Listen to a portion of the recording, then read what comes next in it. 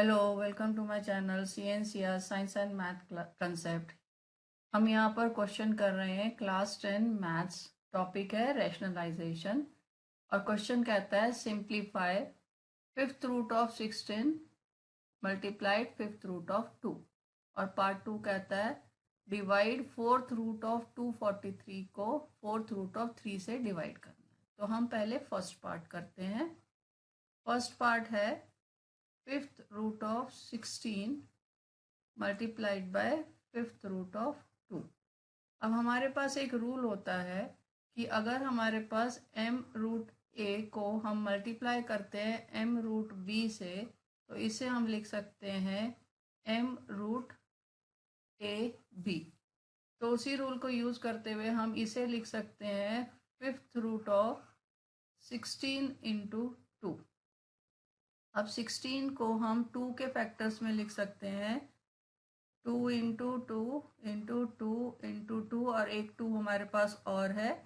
तो ये बन गया हमारे पास fifth root of 2 to the power 5, जिसे हम लिख सकते हैं 2 टू दी पावर 5 और रूट को हम 1/5 लिख सकते हैं। तो ये 5 ने 1/5 को कैंसिल कर दिया, तो हमारे पास बचा 2 टू दी पावर 1।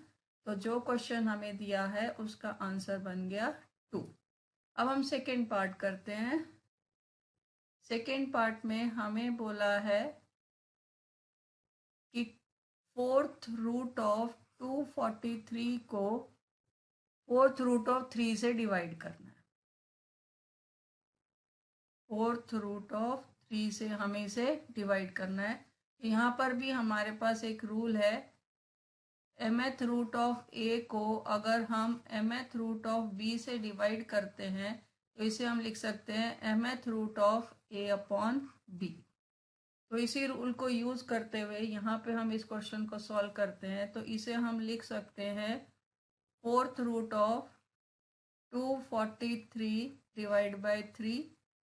अब 243 3 से डिवाइड होता है, 3 1 जा 81 जा, तो ये हमारे पास आ गया फोर्थ रूट ऑफ 81। अब 81 को हम लिख सकते हैं 9 इंटू 9 और 9 को भी हम लिख सकते हैं 3 इंटू 3।